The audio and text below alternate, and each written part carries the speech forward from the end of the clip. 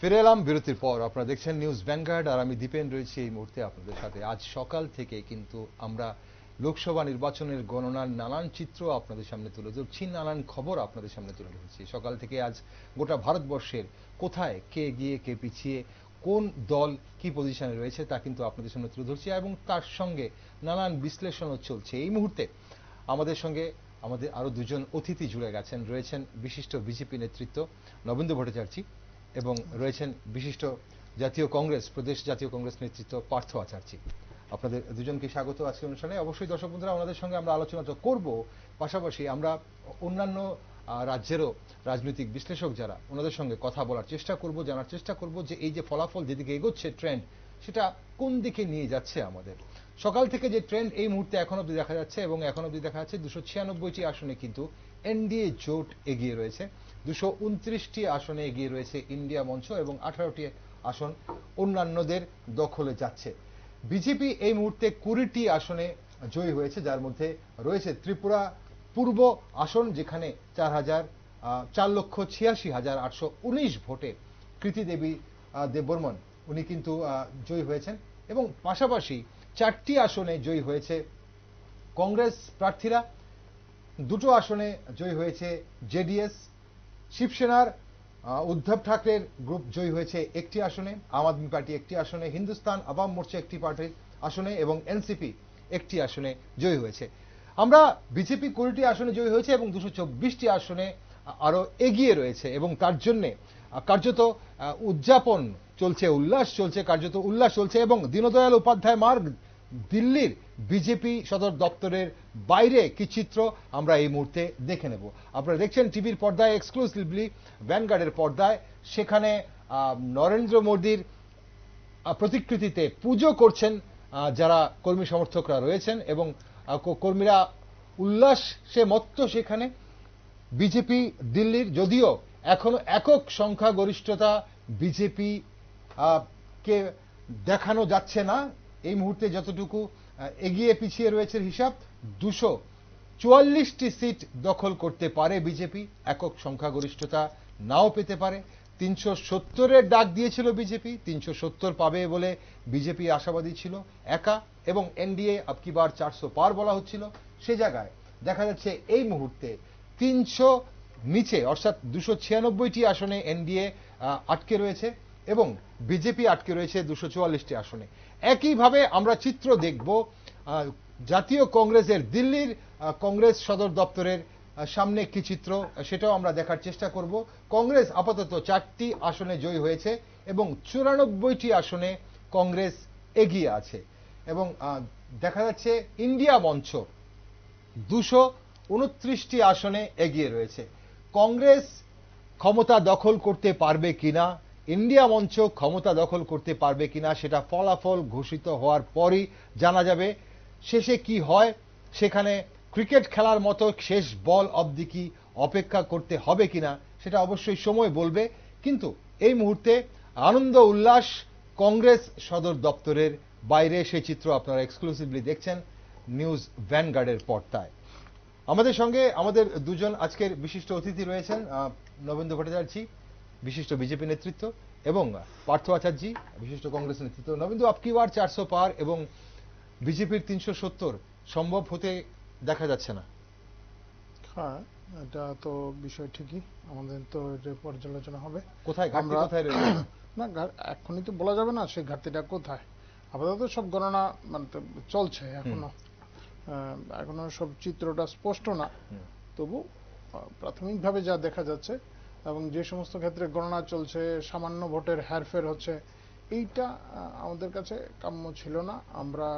আমাদের অন্তত এই জায়গায় কোনো না কোনো জায়গায় আমাদের যে তথ্যের ভিত্তিতে আমরা যেগুলি বলছিলাম ভোট গ্রহণের পরেও, সেই জায়গায় কোনো না কোনো খামতি আমাদের হয়েছে। সরকার আমাদের হচ্ছে তাতে কোনো সন্দেহ নেই, কিন্তু এতে আমরা সন্তুষ্ট নই। রাজ্যের 2টো আসনে আপনারা রেকর্ড ভোটে জয়ী হবেন বলে আশা ব্যক্ত করেছিলেন, এবং সেটা হচ্ছে, সেই জায়গায় কতটুকু সন্তুষ্ট আপনারা? সে তো এখানকার এই কেন্দ্রে প্রায় 6.5 লাখ ভোটে আমরা এগিয়ে আছি এই কেন্দ্রে, পাশাপাশি 5 লাখ পশ্চিম ত্রিপুরা আসনে। আর আপনি এটা বলেন, ওই কেন্দ্রে তো ঘোষণাই হয়ে গেছে, ফলে মানে এখানে যেটা এক্সপেকটেশন ছিল সেটা আমাদের ফুলফিল হচ্ছে, কিন্তু সারা ভারতের নিরিখে আমাদের যেটা ফলাফল আপাতত দেখা যাচ্ছে, এগিয়ে থাকা পিছিয়ে থাকা এইগুলি সব মিলিয়ে উত্তরপ্রদেশ আমাদের একটা মানে সেখানে চিন্তা করতে হবে। ঠিক, আমরা স্টেট ওয়াইজ আসবো, বিভিন্ন সেক্টর ওয়াইজ আপনার কাছেও আসবো কেন এই ধরনের ফলাফল হচ্ছে। রাজস্থানে এই বিষয়টা আছে, ঠিক, আপনি বিভিন্ন জায়গায় রাজস্থান বলুন, মহারাষ্ট্র বলুন, উত্তরপ্রদেশ বলুন, আবার কিছু কিছু জায়গায় আমাদের যে এক্সপেকটেশন ছিল যে তার থেকে বেশি আমরা পেয়েছেন। কেন পেয়েছেন, কিভাবে পেয়েছেন, সেগুলো তো আসবো। পার্থবাবুর কাছ থেকে একটু একদম প্রথমে একটু অল্প একটু রিঅ্যাকশন নিয়ে নিই। পার্থবাবু, যে দিকে এগোচ্ছে 295 কংগ্রেস বলেছিল, মল্লিকার্জুন খার্গে জি বলেছিলেন 295, 229 এই মুহূর্তে দেখা যাচ্ছে ইন্ডি জোটকে আটকে যেতে, আর এগোতে পারছে না ইন্ডি জোট। এবং কংগ্রেসের ফলাফল যা হয়েছে আমরা দেখছি, সদর দপ্তরের বাইরে কংগ্রেসের সমর্থকরা আনন্দ উল্লাসে মত্ত। রাহুল গান্ধী 2টো সিটে এগিয়ে রয়েছেন, 3.5 লাখের ওপর ভোটে এগিয়ে রয়েছেন রায়বেরেলিতে, 1 লাখের ওপর বেশি ভোটে এগিয়ে রয়েছেন ওয়ানাদে। কি মনে হচ্ছে, এটা কি এক্সপেক্টেড ছিল আপনাদের কাছে? না, এক্সপেক্টেড তো অবশ্যই। সরকার আমরা গঠন করব, ইন্ডিয়া জোট,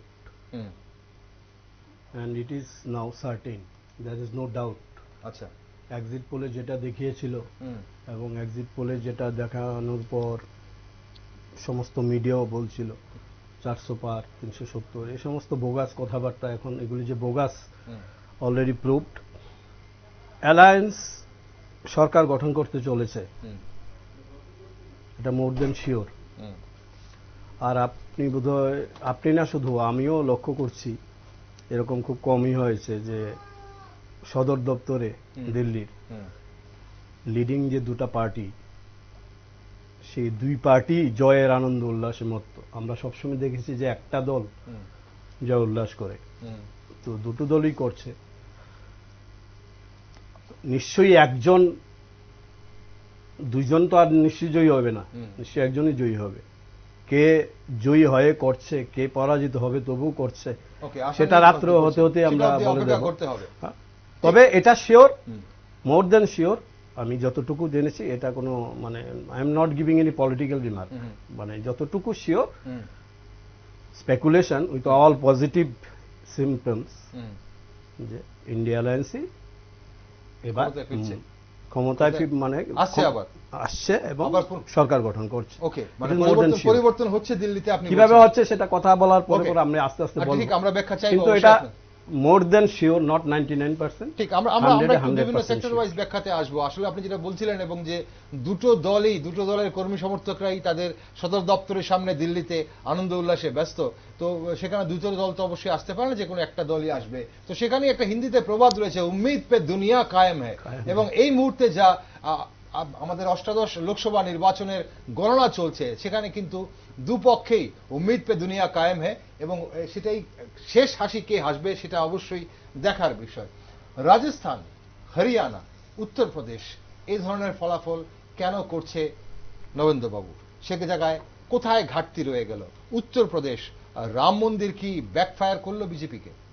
না, এগুলি তো পর্যালোচনার ব্যাপার আছে। আজকে এখান থেকে এই সমস্ত কিছু বলার কোনো সুযোগ নেই, কিন্তু কয়েকটা ক্ষেত্রে দেখা গেছে যে আগে পিছিয়ে ছিল, এখন আবার এগিয়ে যাচ্ছে, এরকম ট্রেন্ডগুলি দেখা যাচ্ছে। ফলে এখনই মানে এইরকম ভাবে উত্তরপ্রদেশের বিষয়, ঠিক আমাদের এক্সপেকটেশন যেটা ছিল উত্তরপ্রদেশে সেরকম হচ্ছে না।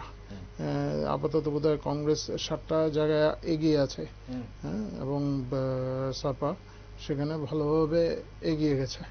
তো সেটা তো আমাদের কাছে আনএক্সপেক্টেড ছিল, কিন্তু এটা দেখতে হবে নিশ্চয়ই, আমাদের নেতৃত্ব সে সমস্ত বিষয় পর্যালোচনা করবেন, কেন কোথায় কি খামতি ছিল সেটা ছিল। এবং আরেকটা জিনিস আপাতত আপনারা দেখেছেন নিশ্চয়ই, বিভিন্ন জায়গা থেকে যে অ্যানালাইসিস গুলি উঠে এসছে, কোন অংশের ভোট পেয়েছে কি বিষয় সেটা। তো কংগ্রেসের যেটা এই যে ইন্ডি জোটের যেটা নেতৃত্ব দিচ্ছে, কংগ্রেস নেতৃত্ব দিচ্ছে, কিন্তু মানে কংগ্রেসের তো একটা তো বিষয়, এটা অস্বীকার করার কোনো জায়গা নেই যে কংগ্রেস আগে আইসিইউতে ছিল, এখন একটা জেনারেল বেডে শিফট হয়েছে।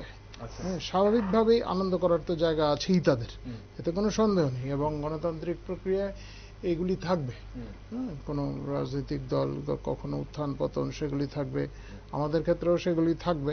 আমরা এই জন্য এই সমস্ত বিষয়ের জন্য আমরা তৈরি, এবং ভারতীয় জনতা পার্টির কার্যকর্তারা আমরা আমাদের একটা মতাদর্শ আছে, আমরা মতাদর্শ প্রতিষ্ঠার জন্য কাজ করি। শুধু নির্বাচনে লড়াই করাটাই আমাদের কাজ না, নির্বাচনে লড়াই করাটা এর একটা অঙ্গ, এবং এই নির্বাচনের লড়াইয়ের মাধ্যমে আমাদের সরকার প্রতিষ্ঠিত হলে আমাদের মতাদর্শ প্রতিষ্ঠায় সহায়ক ভূমিকা তৈরি হয়। আমরা সেই লক্ষ্যে কাজ করি এবং সেই আমাদের কাজ নিরন্তর চলতে থাকে এবং চলতে থাকবে। এই আমরা এবারও বিশ্বাসী, এবং যে আপনারা দেখছেন কি ধরনের পরিস্থিতি আছে, সেই পরিস্থিতিতে স্বাভাবিকভাবেই এটাই মনে হয় এনডিএ তো ইতিমধ্যেই যে ট্রেন্ডটা যেটা আছে সেই ট্রেন্ডে তো আমাদের যে আসন সংখ্যা প্রয়োজন এনডিএ জোটের, এককভাবে ভারতীয় জনতা পার্টির পক্ষে এখনো দেখা যাচ্ছে না, কিন্তু এনডিএর যেটা আছে সেটাতে অতিক্রম করে গেছে ইতিমধ্যেই। ফলে দেখা যাক আরো মানে আর যেখানে যেখানে নবীন্দ্রবাবু, এখানে আমি একটা জিনিস, আপনারা 400 পার বলছিলেন, আপনাদের বারবার বলেছেন 400 পার বা 370 আপনারা বিজেপি সিঙ্গেল। প্রধানমন্ত্রী নরেন্দ্র মোদীর ইমেজ, কারণ প্রত্যেকবার প্রত্যেকটা জায়গাতে আপনারা যে কোনো বক্তব্য শুরু করেছেন প্রধানমন্ত্রী নরেন্দ্র মোদীকে দিয়ে শুরু করেছেন এবং প্রধানমন্ত্রী নরেন্দ্র মোদীকে দিয়েই শেষ করেছেন, এবং আপনারা বারবার বলেছেন কোনো প্রার্থী নয়, সবাই যে ভোট দেবে প্রধানমন্ত্রী নরেন্দ্র মোদীকে দেবে, বিকশিত ভারতকে দেবে। সেই জায়গায় বেনারস থেকে আমরা একটা সময় দেখেছিলাম যে প্রধানমন্ত্রী, যদিও এটা খুব কম সংখ্যক ভোটে, পিছিয়ে পড়েছিলেন। এটা কি উত্তরপ্রদেশ বলেই হলো এবার? উত্তরপ্রদেশের এই ট্রেন্ডে যে বিজেপিকে উত্তরপ্রদেশ এবার অনেকটা পিছিয়ে দিয়েছে, সেটার জন্য নাকি এর পিছনে অন্য কোনো কারণ আছে বলে? না, এগুলি দেখতে হবে, এগুলি এখানে বসি মানে বলে দেওয়া যায় না উত্তরপ্রদেশ সম্পর্কে কি হয়েছে। কিন্তু আমি এখানে আসার আগে আমাকে আরেকজন সাংবাদিক প্রশ্ন করছিলেন, বলছিলেন লেহের, মোদী লেহের কি থেমে গেছে কিনা। লেহের এইটাই, আচ্ছা, উপরে উঠবে আবার নিচে নামবে, আবার উপরে উঠবে আবার নিচে নামবে, এটাই লেহের। এবং এইটা চলমান প্রক্রিয়া, এটা যদি না থাকে, কোনো জায়গায় আটকে যায়, তখনই পতন অবশ্যম্ভাবী। এটা থাকতে হবে, এটা উপরে উঠবে নিচে নামবে, এটা সমাজ বিজ্ঞানের তত্ত্ব। সমাজ বিজ্ঞান, রাজনীতি বলুন, এটা সমাজ বিজ্ঞানের তত্ত্ব। যখন তাদের মধ্যে মোবিলিটি থাকবে ততক্ষণই তার অস্তিত্ব থাকবে, তার লেহার থাকবে, আর না তো লেহার থাকবে না। যে সমস্ত রাজনৈতিক দল যারা আটকে গেছে, যারা একটা জায়গায় স্থির হয়ে গেছে, তাদের অবস্থা দেখুন আজকে কি। লেফট ফ্রন্টের অবস্থা দেখুন কোথায় কি আছে। অন্য রাজনৈতিক দলের ক্ষেত্রে যাচ্ছি না, লেফট ফ্রন্টের অবস্থাটা দেখুন কোথায় আছে। ঠিক, আমরা লেফট ফ্রন্টের বিশেষ করে এটাই হচ্ছে লেহার। ফলাফল ঘোষণার পর আসন তো অবশ্যই, এবং তারপরে ভোট শেয়ার নিয়েও কিন্তু কথা হবে। কিন্তু তার আগে এই মুহূর্তে পার্থবাবু, কংগ্রেস উদযাপন করার পেছনে কারণ কি দিল্লি দখল, নাকি কংগ্রেসের যে সিট বাড়ছে, বা সেটা তো একদম স্পষ্টভাবে দেখা যাচ্ছে যে কংগ্রেসের সিট বাড়তে পারে এবং সেটা প্রায় দ্বিগুণ হতে চলেছে কংগ্রেসের সিট, তার জন্য উল্লাসটা বেশি? কারণ আমরা যদি দেখি ভোটের শেয়ার 19.49%, প্রায় 19.5% ভোট 2019 লোকসভা নির্বাচনে কংগ্রেস পেয়েছিল। সেই জায়গায় এই মুহূর্তে কিছুক্ষণ আগে ছিল 23.31%, এখন যদিও এই মুহূর্তে 22.34% ভোট দেখাচ্ছে কংগ্রেসের দখলে গেছে।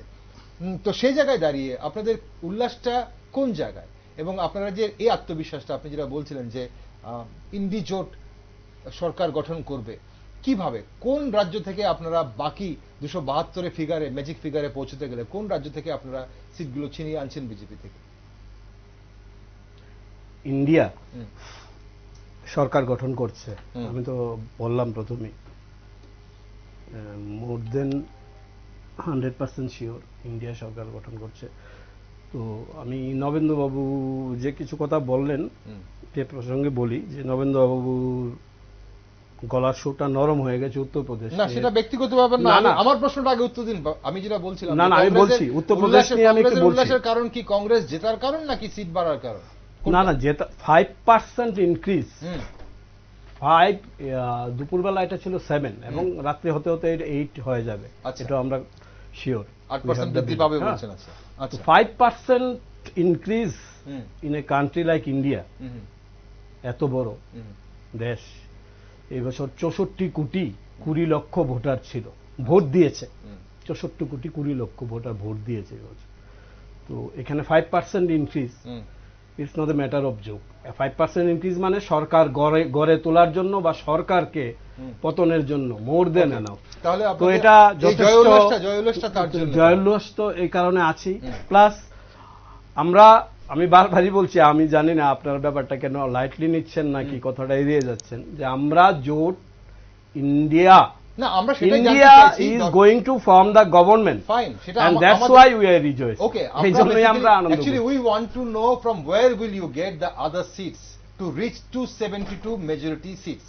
এখানে 229 এই মুহূর্তে, আমরা ধরে নিচ্ছি 230 ধরুন, আরো 42টা সিট আপনারা কোন রাজ্য থেকে এনে জোড়াবেন সেটাই আমরা জানতে চাইছি এবং আমাদের দর্শক বন্ধুদের জানাতে চাইছি। মানে এনডিএ জোটে, এনডি অ্যালায়েন্সে যে দলগুলো আছে তাদের মধ্যে আপনারা জানেন তেলেগু দেশম আছে, আমাদের এই যে জেডিইউ আছে,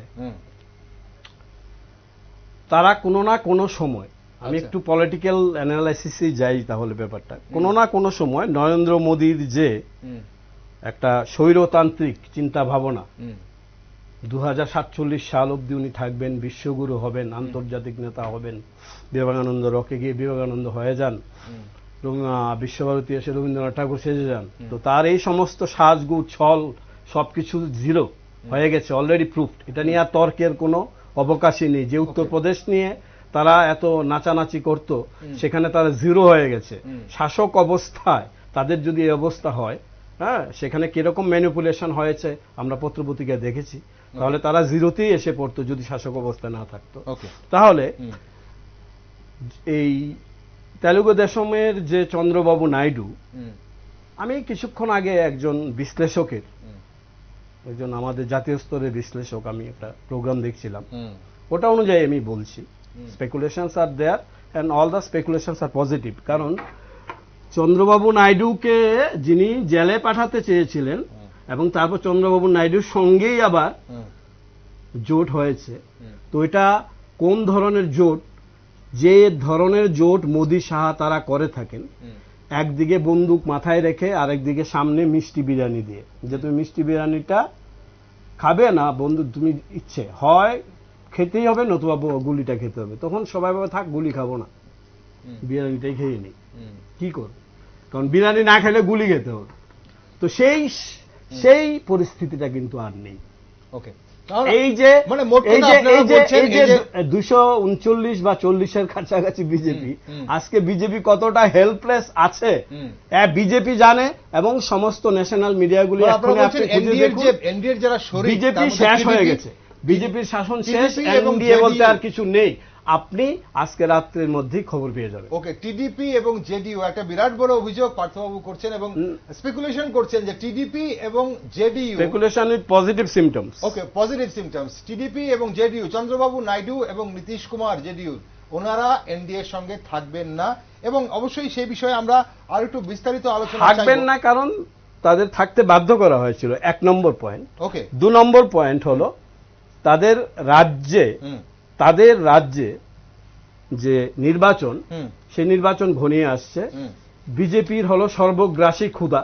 ওকে, ঠিক আছে, সেই সর্বগ্রাসী ক্ষুধায় তারাও মিটে যাবে, তারা ভালো করেই জানে। হ্যাঁ, আর যে আদার্স রয়েছে আপনারা দেখতে পাচ্ছেন, অলরেডি আমি একটু আগে 21 দেখেছিলাম, এখন কোন ফিগারে আছে জানি না, এই আদার্স গুলাকে সর্বগ্রাসী ক্ষুধার মধ্যেই গিলে টিপে নেয় বিজেপি। সে সময়ও আর নেই, মানে বিজেপির দিন ফুরিয়ে গেছে।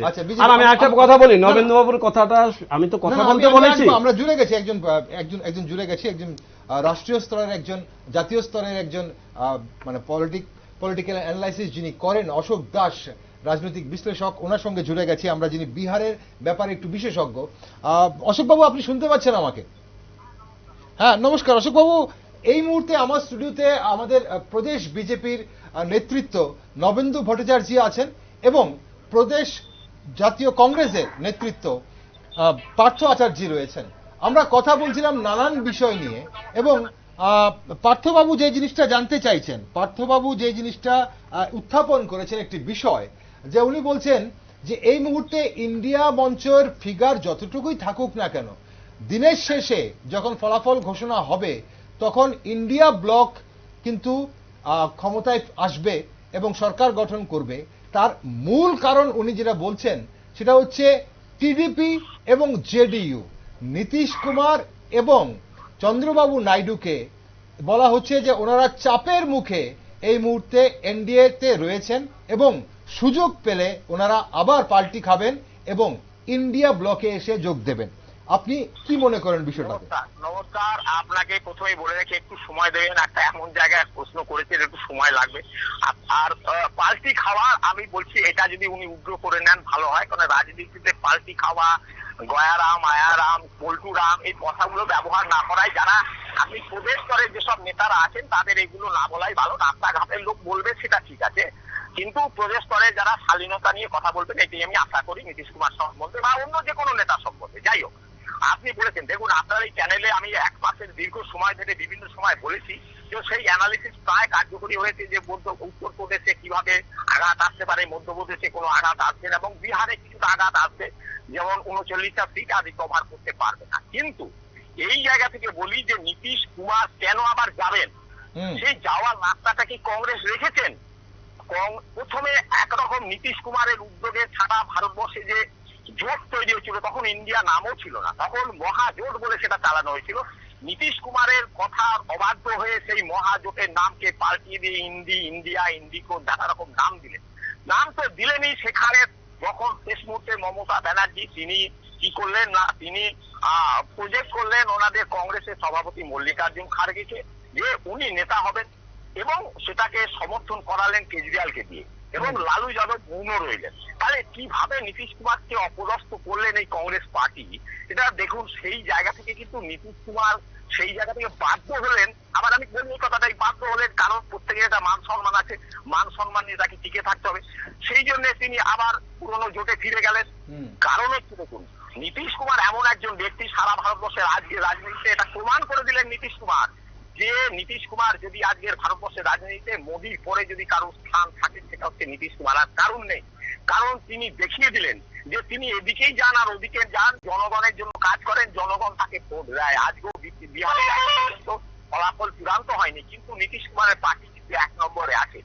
আর তার সঙ্গে সঙ্গে একটা কথা বলবো, কংগ্রেসের নেতারা আছেন, ভারতীয় জনতা পার্টির নেতারা আছে, তুল্যমূল্যভাবে একটু বিচার করি যখন আমাকে সময় একটু দেবেন, সেটা হচ্ছে পশ্চিমবঙ্গে কেন ভারতীয় জনতা পার্টির এত পরাজয় হলো এরকম ভাবে। সেটার একটাই মাত্র কারণ, ভারতীয় জনতা পার্টি যখন বিহারের ভারতীয় জনতা পার্টি এবং কেন্দ্র নেতৃত্ব সেরা যেটা যখন এটা জিতেন্দ্র রাম মাঝির মতন লোক, যেখানে রামবিলাসের ছেলের মতন মানে নেতা, জিতেন্দ্র রাম মাঝির মতন নেতা, তাদের নিয়ে কাউকে একটা, কাউকে দুটো, কাউকে 5টা দিয়ে একটা জোট তৈরি করে রাজ্যের সারা ভারতবর্ষে একটা জোটের রাজনীতি ছিল।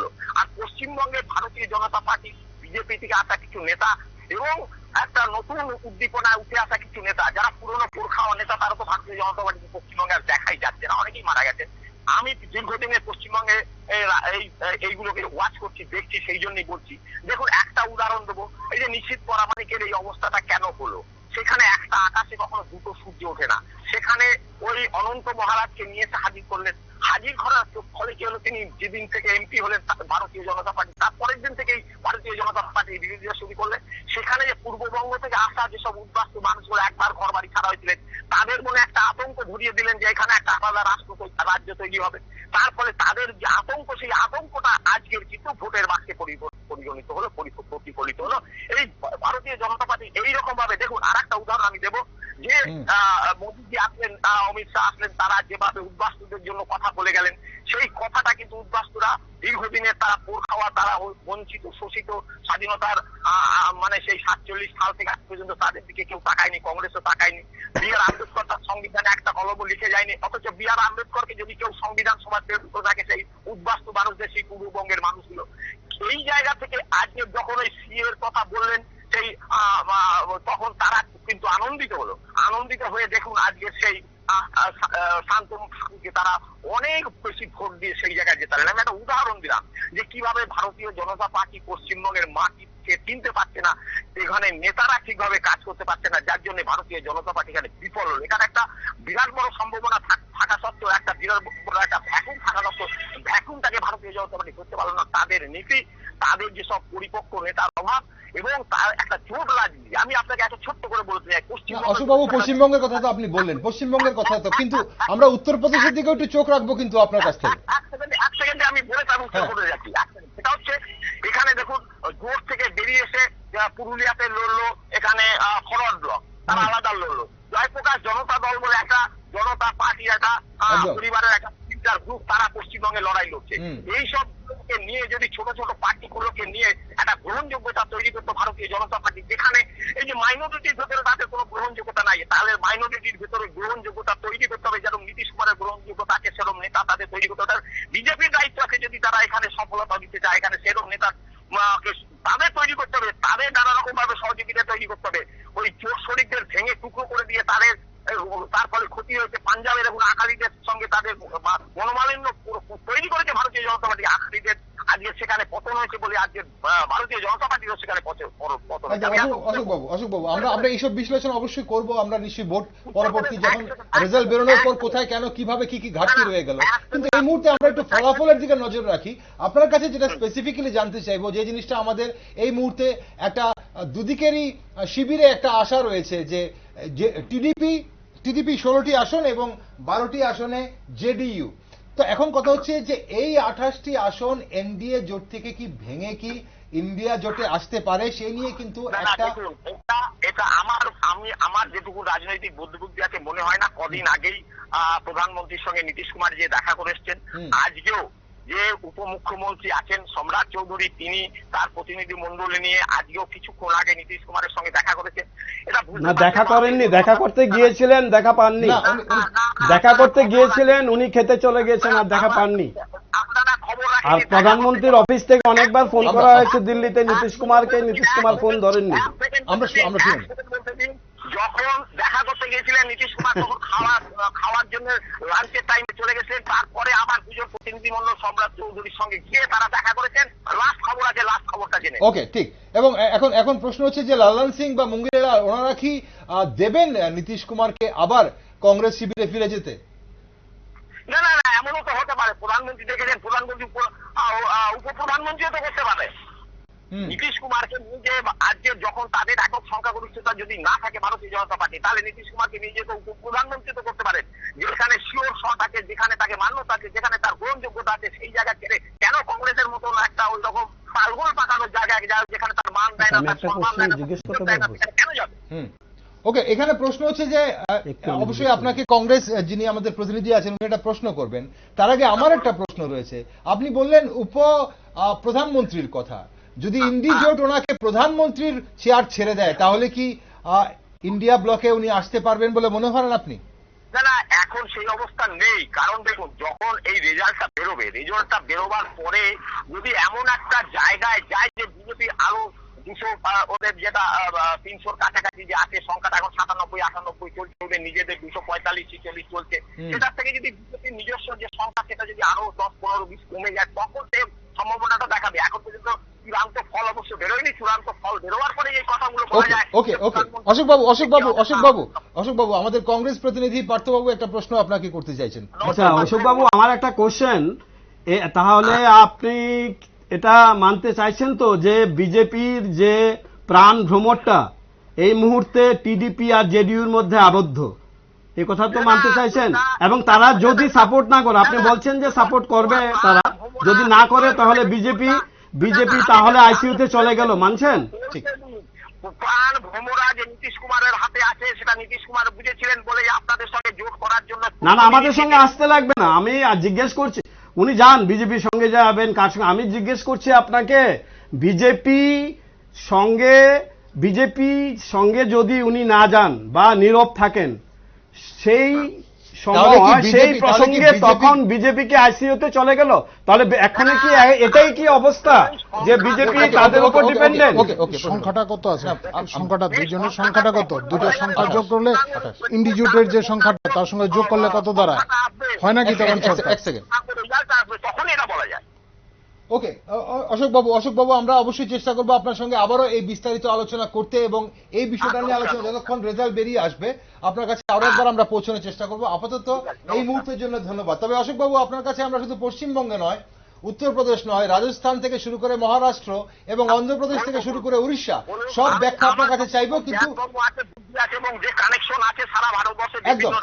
একদম আমরা চাইবো, আমরা পরবর্তী সময় আপনার কাছে ফিরে আসবো আরো একবার। বিশেষ করে ঠিক। বাঙালিদের সেটা কাজে লাগতে পারে, বাঙালি জাতির সেটা কাজে লাগতে পারে, আমি বলবো। ঠিক, একদম। অসংখ্য, এই মুহূর্তের জন্য আপনাকে অসংখ্য ধন্যবাদ। দুটো জিনিস নিয়ে প্রশ্ন হচ্ছিল এবং নবীনবাবু আপনি অনেকক্ষণ চুপ ছিলেন, আপনি জানতে চাইছিলেন দুটো সংখ্যা মিলে কত হয়। হাইপোথিসিস থাকতে পারে 16, 12, 28 না এই মুহূর্তে ফিগার এখন হাইপোথিসিস অনেকের অনেক কিছু থাকতে থাকতে পারে। পারে। আচ্ছা, ক্যালকুলেশন হবে ফিগারে, হুম, দুটো ফিগার যোগ করুন, 28, দুটো GDP ফিগার, 16, দুটো ফিগার ওদিকে নিন, হুম, কি হয় দেখুন। দুটো কত ফিগার দ্বারা? 28 সঙ্গে যদি আমরা 228 এই মুহূর্তে ইন্ডিজোট রয়েছে, আরে 256 হবে। মানে এগুলি বলার কি অর্থ আছে জানি না। ডিসকাশনটা প্রপার ওয়েতে চলুক, কোনো অসুবিধা নাই। যদি যদি ফলাফল বের হওয়ার পর পুরো উল্টো হয়ে যায়, কি আছে, গণতান্ত্রিক প্রক্রিয়ায় যদি এটা হয় হবে। ওকে, আমরা এখন আর এইভাবে স্পেকুলেশন, ওই দল আছে, ওই দল ওইখানে যাবে, প্রপার ডিসকাশন নাই। প্রশ্ন হচ্ছে হাইপোথিসিস নিয়ে ডিসকাশন হতে পারে না। আমরা যখন যে এটা এই যে স্পেকুলেশন যখন আমরা করছি যে না, প্রশ্নটা আপনি তুলেছিলেন। না, নিশ্চয়ই টিডিপি এবং প্রশ্ন আমি তুলেছিলাম যে টিডিপি এবং জেডিইউ এই মুহূর্তে যদি কোনোভাবে এদিকে শিফট করে, ইন্ডিয়া জোটে শিফট করতে চায়, তাহলে কি ইন্ডিয়া জোটের এমন কোন দল নেই যে যারা বিজেপিকে সমর্থন করার জন্য তৈরি করতেও পারে। চলুন এখন আমি একটু বলেন, আপনি যেহেতু এত গুরুত্বপূর্ণ একটা কোশ্চেন করেছেন, খুবই গুরুত্বপূর্ণ প্রশ্ন এই মুহূর্তে দাঁড়িয়ে, এটার জন্যই কিন্তু ইন্ডিয়া গঠিত হয়েছিল। কোনটা? গণতন্ত্র রক্ষা। এই যে এই মুহূর্তে আজকে ইলেকশনের রেজাল্টের দিনে এখন যে বসে আমরা এই আলোচনাটা করছি, আমার কাছে তো খুব মজাই লাগছে যে আমরা এই মুহূর্তে বিজেপি 400 পারে নেই, বিজেপি 370 পারে নেই। এই মুহূর্তে আমরা আলোচনা করছি কে কাকে সাপোর্ট দেবে। যদি আলোচনা নাও করি, আমাদের আলোচনা দিয়ে কিছু আসে যায় না। আগরতলা কোন কোনায় বসে আমরা আলোচনা করছি, এটা দিয়ে কি আসে যাবে? কিন্তু এটাই আলোচনা, সারা ভারতবর্ষে এটাই আলোচনা।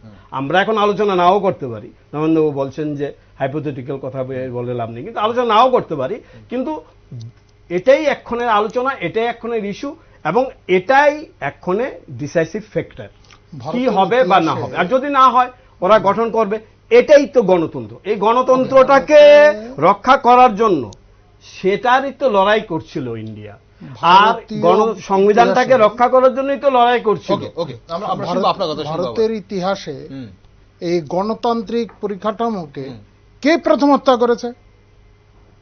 কারা কারা করেছে? ইতিহাসে লেখা আছে, নথিবদ্ধ সবকিছু। কারা জরুরি অবস্থা জারি করেছিল? জরুরি অবস্থার ইতিহাস কি সেটা কি জানে না? গণতন্ত্রের নমুনা ছিল এটা। ঠিক আছে, ওই সময় বাদ দিলাম। জরুরি অবস্থার পর কতগুলি রাজ্য সরকারকে ভাঙা হয়েছে, কত সময়, কি কি অজুহাতে।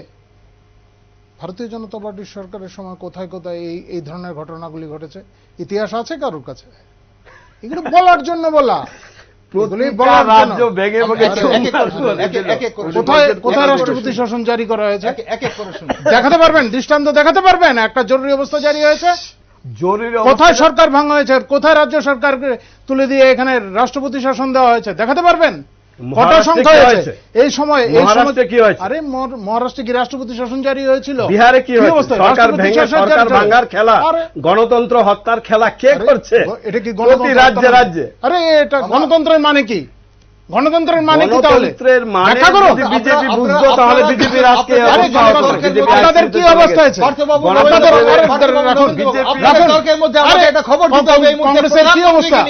প্রধানমন্ত্রীকে নিয়ে খবর দিতে হবে। বারাণসী সিট থেকে প্রধানমন্ত্রী নরেন্দ্র মোদী 1,52,513 ভোটে জয়ী হয়েছেন। এই মাত্র খবর, প্রধানমন্ত্রী নরেন্দ্র মোদী বারাণসী সিট থেকে 1,52,513 ভোটে জয়ী হয়েছেন। বিজেপি আইসিইউতে চলে গেছেন, আপনারা বগল বাজাতে থাকেন। বিজেপি আইসিইউতে চলে গেছে, কংগ্রেসের হালটা কি? এখনো 3 হতে পারে না। হ্যাঁ, জাস্ট আইসিইউ থেকে বেরিয়ে জেনারেল বেডে এসছে, আনন্দের সীমা নেই। আরে করতে থাকুন না, আপনারা দেখুন কোথায় ছিলেন আপনারা, এ দেশের অবস্থাটা কি ছিল আপনাদের? আজকে কোথায় আছেন? আজকে 3 হয় না। আপনারা ইতিহাস দেখুন, কোথা থেকে এসছেন, কোথায় এসছেন দেখুন। আপনারা কোথায় ছিলেন? সারা দেশে আপনারা ছিলেন। কোথায় ছিলেন আপনারা সারা দেশে? আরে বাবা, 400 পার 370 পার হলো কি? মোদি গ্যারান্টি হলো কি? মোদি হলো কি? রাম মন্দিরের কি হলো? অযোধ্যায় হেরে গেছে।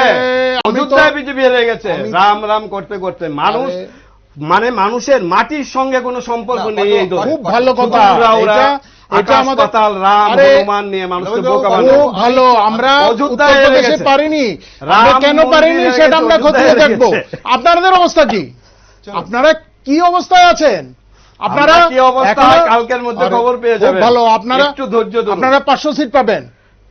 ও এক 3 ডিজিট ধরতে পারছে না, একটা লোক 3 ডিজিট ধরতে পারছে না।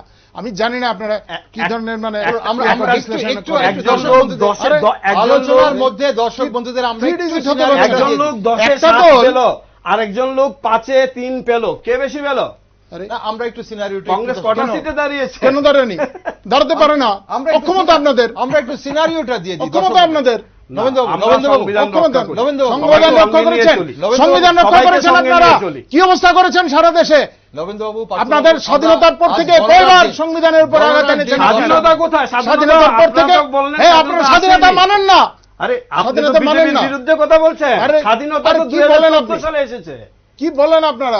কোন স্বাধীনতার কথা বলছেন? 1947 না 2014? দেশের সংবিধান কোন স্বাধীনতা? আপনাদের আসলে তর্কের মাঝে আমি দর্শক বন্ধুদের একটু আপডেট দিতে চাই। 2014 আপনারা এই দেশে সরকার গঠনের পর কবার 2023 রাম মন্দির উদ্বোধনের মধ্য দিয়ে না 2024 জানুয়ারিতে রাম মন্দির উদ্বোধনের মধ্য দিয়ে রাম মন্দির নিয়ে আলোচনা আমরা অবশ্যই করতে পারবো।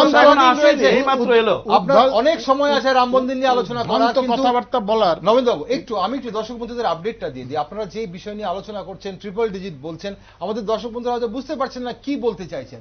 নবেন্দ্রবাবু যেটা বলছেন যে ট্রিপল ডিজিটে পৌঁছতে পারছে না কংগ্রেস, তো চলুন না আমরা এই মুহূর্তে একটু দেখে নিই কোন দলের কি অবস্থান রয়েছে। আপনাদের টিভি স্ক্রিনে, আমাদের টিভি স্ক্রিনে 297 আপনারা দেখতে পাচ্ছেন এনডিএ জোটের বিজেপি এবং ওনাদের সহযোগী দলের মোট 297 এবং ইন্ডিয়া জোট যেটা বা ইন্ডি জোট যেটা 228টি সিট এবং কংগ্রেস এবং সহযোগী জোট এবং অন্যান্যরা 18 সিট। চলুন এবার একটু আমরা দেখে নিই যে ফলাফল ঘোষণা হয়েছে। নির্বাচন কমিশন যে আসনে ঘোষণা করেছে 30টি আসনে ভারতীয় জনতা পার্টি জয়ী হয়েছে এবং 211টি আসনে ভারতীয় জনতা পার্টি এই মুহূর্তে এগিয়ে রয়েছে। অর্থাৎ 241টি আসনে কিন্তু ভারতীয় জনতা পার্টি এককভাবে সেখানে জয়ী হতে চলেছে, এমনটা কিন্তু ট্রেন্ড। সে জায়গায় কংগ্রেস 7টি আসনে জয়ী হয়েছে এবং 92টি আসনে কংগ্রেস এগিয়ে রয়েছে। অর্থাৎ 99টি আসনে কংগ্রেস জয়ী হতে চলেছে এখন অব্দি ট্রেন্ডে। জনতা দল সেকুলার 2টি আসনে জয়ী হয়েছে, শিবসেনা উদ্ধব ঠাকরের দল 1টি আসনে, আম আদমি পার্টি 1টি আসনে, হিন্দুস্তান আওয়াম মোর্চা সেকুলার 1টি আসনে, এনসিপি 1টি আসনে এবং সিকিম ক্রান্তিকারী মোর্চা 1টি আসনে জয়ী হয়েছে। এবার বলুন আপনারা যে বিষয় নিয়ে আলোচনা করছিলেন, আমরা দেখতে চাইছি যে জায়গায় রাজ্যগুলোতে ফলাফল ঠিকভাবে করতে পারেনি এক একটি এনডিএ, যেমন উত্তরপ্রদেশে এই ধরনের ফলাফলের কারণ কি? পার্থবাবু, কি মনে হয় কেন এনডিএর এই ধরনের ফলাফল হয়েছে এবং ইন্ডিয়া মঞ্চের যে বিরোধী ভোট, বিজেপি বিরোধী ভোট এক করার যে আহ্বান ছিল, আপনাদের কি মনে হয় যে উত্তরপ্রদেশে সেটা এক হতে পেরেছে? বিরোধী ভোট এক হয়েছে এভাবে বললো না আমি, মানুষ এক হয়েছে। এখানে আপনারা বারবারে বলে আসছিল ইন্ডিয়া যে বেকারত্ব হলো সবচেয়ে বড় সমস্যা, ক্ষুধা সবচেয়ে বড় সমস্যা, 139 নম্বরে ভারতবর্ষ। কিন্তু শাসক বিজেপি দল তারা বারবার এগুলিকে বলছিল মিথ্যা। ক্ষুধা 139 নম্বরে, স্বাধীনতা যেটা আমরা বসে কথা বলছি, ওনার বিরুদ্ধে আমি বলছি, উনি আমার বিরুদ্ধে বলছেন, বা যে কথাটা আমরা দুজনেই সাপোর্ট করি, নিশ্চয়ই সাপোর্ট করব, এটা হলো প্রেসের স্বাধীনতা। সেই প্রেসের স্বাধীনতা নেই এই দেশে। ইউএনও দ্বারা রেজিস্ট্রিকৃত যেটা বলা হয়েছে, আপনারা জানেন আপনারা সাংবাদিক, 159th প্লেসে ইন্ডিয়াতে। এবং আমাদের প্রধানমন্ত্রী যখন আমেরিকাতে যান, ফর দ্য ফার্স্ট টাইম আমেরিকার সাংবাদিকরা প্রশ্ন করেছে যে ইন্ডিয়াতে গণতন্ত্র বিপন্ন, ইন্ডিয়াতে যারা মাইনরিটি আছে তাদের স্বাধীনতা বিপন্ন, এই প্রসঙ্গে আপনি কি বলবেন? উনি গান্ধীর দোহাই দিয়ে বেঁচে এসেছেন, যে ওই যাত্রায় যে গান্ধীকে তার দল হত্যা করেছে গুলি করে, সেই গান্ধীর দোহাই দিয়ে তিনি বেঁচে এসেছেন কোনো ক্রমে, কিন্তু ওইখান থেকে বাঁচতে পেরেছেন। কিন্তু সারা পৃথিবীতে এই প্রশ্নই করছে, সারা পৃথিবীতে এটাই জানতে চাইছে যে এই দেশটার কি হলো, যেটাতে আর কিছু না থাকুক বা না থাকুক, অন্তত গণতন্ত্র আছে, largest democracy in the world, সেই দেশে আজকে গণতন্ত্র ভুলুণ্ঠিত। সেই দেশকে নিয়ে সমস্ত পৃথিবী চিন্তিত, আমেরিকা, জার্মানি সবাই নির্বাচনের আগেও অনেক বিবৃতি দিয়েছে। পার্থবাবু, একটা জায়গায় কোনো একটা জায়গায় কি আপনাদের মনে হচ্ছে, মানে আমি কোনো মানুষের যে সমস্যাগুলি সেগুলিকে মুখ ঘুরিয়ে তারা নির্দিষ্ট কোনো দলকে বলছি না, রামকে নিয়ে রাজনীতি করছে, ভগবানকে নিয়ে রাজনীতি করছে, কিন্তু মানুষের তো পেটের ক্ষুধা। মানুষের যে সমস্যাগুলো এবং নির্বাচনে যে বিভিন্ন মানুষের ইস্যুগুলো থাকে সেগুলোকে আপনারা ধামাচাপা দিচ্ছেন ব্যক্তি আক্রমণ করে, এবং মানুষ সেটা মেনে নিচ্ছে না বলে মনে হচ্ছে। আমি আপনাদের দুজনকেই বলছি, দুটো রাজনৈতিক দলকে, মানুষের ইস্যু থেকে আপনারা সরে যাচ্ছেন। না না, কংগ্রেসের এবারে ইস্যু কোথাও নরেন্দ্র মোদী কি করেছে, ব্যক্তিগত রাহুল গান্ধী কি করেছে, এইগুলো বলতে বলতে মানুষের ইস্যুগুলো ঢেকে যাচ্ছে না। এই বছর কংগ্রেসের ইস্যুই ছিল সবকা অধিকার, ন্যায়, 5টা ন্যায়, এটাই ইস্যু ছিল। কাস্ট সেন্সাস, এই যে হিন্দুত্ব হিন্দুত্ব করো, আমরা দেখিয়ে দিয়েছি যে হিন্দুদের মধ্যে 85% মানুষ নিম্ন বর্ণের এবং তারা দরিদ্র, নিপীড়িত। মাত্র 15% মানুষ আছে যারা নাকি উচ্চ বর্ণের এবং তারা উচ্চ জায়গায় প্রতিষ্ঠিত। এই 85% মানুষকে আমরা একত্রিত করেছি। এই জন্য উত্তরপ্রদেশের ফলাফল আজকে এই জায়গাটা। কিভাবে একত্রিত করেছি? যে তোমাদের সমস্যা কি, তোমাদের কি রাম মন্দির হলে চলবে না খিদা মেটাতে হবে? রাম তো মনে আছেই, রামকে তো আমি শ্রদ্ধা করি, কিন্তু তোমার ক্ষুধা নিয়ে তো কেউ কোনো কথা বলছে না। তোমার সঙ্গে একসঙ্গে ভাত খেতেই রাজি হবে না যারা তোমাকে নিয়ে রাজনীতি করছে, কারণ তুমি নিম্ন বর্ণের। তা তোমার মূল সমস্যা বেকারত্ব, ক্ষুধা, সেইগুলিকে একত্রিত করো। এবং জায়গায় জায়গায় আপনি দেখেছেন রাহুল গান্ধী, অখিলেশ যাদবের যে প্রসেশন, সেখানে জনসভায় মানুষ ভিড়ে মানে মাঠ ভেঙে পড়েছে, এবং এগুলিকে নিয়ে অনেকে বলছে যে রাজনীতি। আজকে প্রমাণিত যেগুলি রাজনীতি ছিল না। মানুষ একত্রিত হয়েছে কিনা, বিরোধী ভোট শুধু উত্তরপ্রদেশে নয়, গোটা ভারতবর্ষের বিভিন্ন রাজ্যে এক হতে পেরেছে কিনা। উত্তরপ্রদেশে 82টার মধ্যে 82টা পাবে ওরা, এরকমও বলেছিল। ওকে, আর উত্তরপ্রদেশে 80টি পাবে, 80টি।